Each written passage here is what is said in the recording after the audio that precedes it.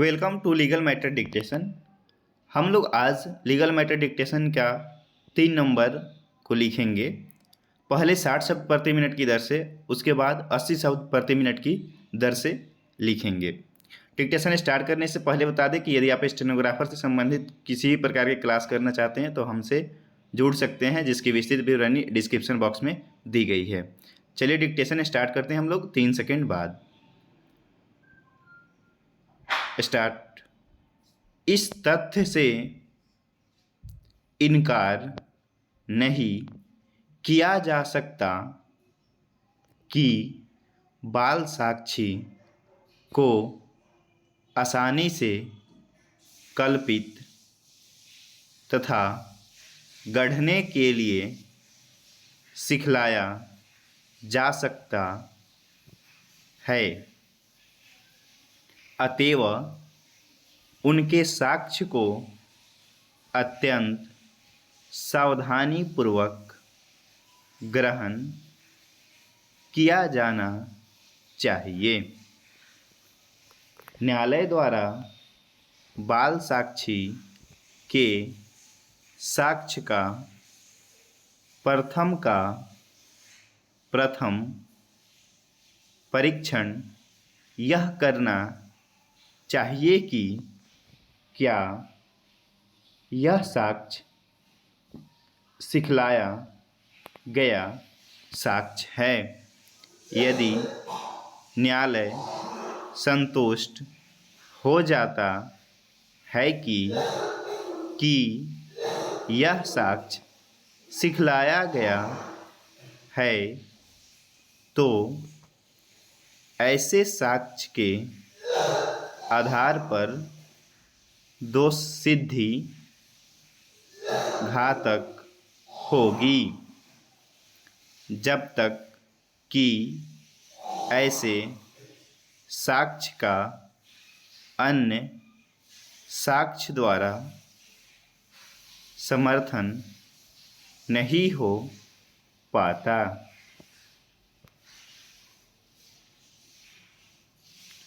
8 वर्ष की उम्र में बच्चे की साक्ष्य सत्र न्यायाधीश द्वारा स्वीकार की गई। साक्ष्य का मूल्यांकन करते समय सत्र न्यायाधीश ने अभिलिखित किया कि बच्चा सिखाया नहीं गया था तथा वह प्रश्नों को समझने तथा उसका उत्तर देने में पूर्णतया सक्षम था। माननीय उच्चतम न्यायालय ने धारणा किया कि उच्च न्यायालय ने इस प्रकार के साक्ष्य को अस्वीकार करते गलती की। इस प्रकार के बाल साक्षी का साक्ष्य स्वीकार किया जाना चाहिए, जहां बाल साक्षी ने अपराध से अपनी मां को बचाने का प्रयास किया था और उसे सिखाए गए होने की संभावना निरस्त नहीं की जा सकती थी और उसकी साक्ष्य को तात्विक तथ्यों पर समर्थन प्राप्त न था, तो उस पर अमल करना सुरक्षित न था। बाल साक्षी की साक्ष्य कल्पनापूर्ण भी हो सकती है और साक्षी की साक्ष्य पर अमल करने के पूर्व न्यायालय को आश्वस्त हो जाना चाहिए कि क्या उसे विश्वस्त माना जा सकता है।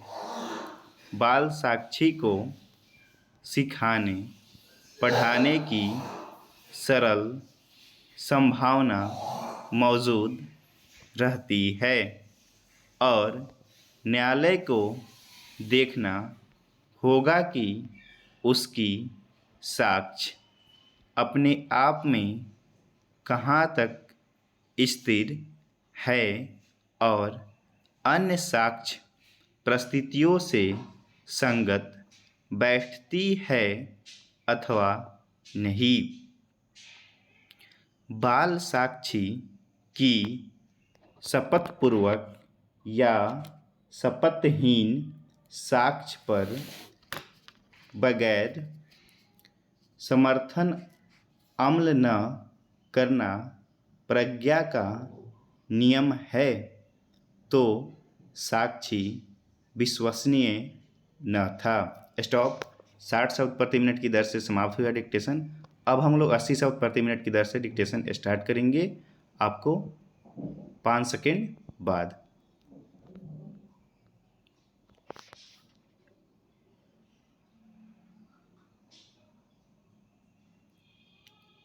स्टार्ट।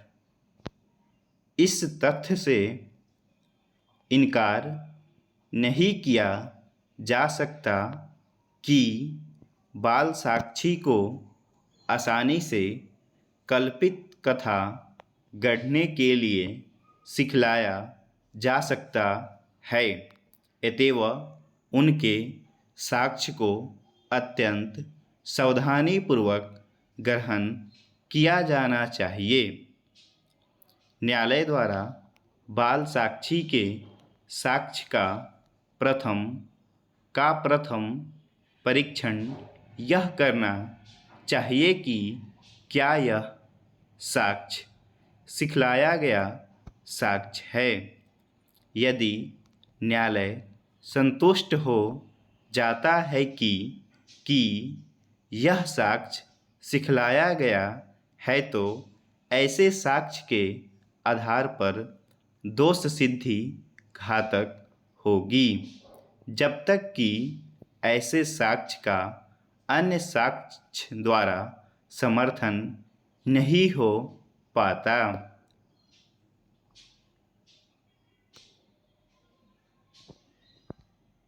8 वर्ष के उम्र के बच्चे की साक्ष्य सत्र न्यायाधीश द्वारा स्वीकार की गई। साक्ष्य का मूल्यांकन करते समय सत्र न्यायाधीश ने अभिलिखित किया कि बच्चा सिखाया नहीं गया था तथा वह प्रश्नों को समझने तथा उसका उत्तर देने में पूर्णतः सक्षम था। माननीय उच्चतम न्यायालय ने धारणा किया कि उच्च न्यायालय ने इस प्रकार के साक्ष्य को अस्वीकार करते गलती की। इस प्रकार के बाल साक्षी का साक्ष्य स्वीकार किया जाना चाहिए था, जहां बाल साक्षी ने अपराध से अपनी मां को बचाने का प्रयास किया था और उसे सिखाए गए होने की संभावना निरस्त नहीं की जा सकती थी और उसकी साक्ष्य को तात्विक तथ्यों पर समर्थन प्राप्त न था, तो उस पर अमल करना सुरक्षित न था। बाल साक्षी की साक्ष्य कल्पनापूर्ण भी हो सकती है और साक्षी की साक्ष्य पर अमल करने के पूर्व न्यायालय को आश्वस्त हो जाना चाहिए कि क्या उसे विश्वस्त माना जा सकता है। बाल साक्षी को सिखाने पढ़ाने की सरल संभावना मौजूद रहती है और न्यायालय को देखना होगा कि उसकी साक्ष्य अपने आप में कहाँ तक स्थिर है और अन्य साक्ष्य परिस्थितियों से संगत बैठती है अथवा नहीं। बाल साक्षी की शपथपूर्वक या शपथहीन साक्ष्य पर बगैर समर्थन अमल न करना प्रज्ञा का नियम है, तो साक्षी विश्वसनीय न था। स्टॉप। 80 शब्द प्रति मिनट की दर से डिक्टेशन समाप्त हुई। Thank you.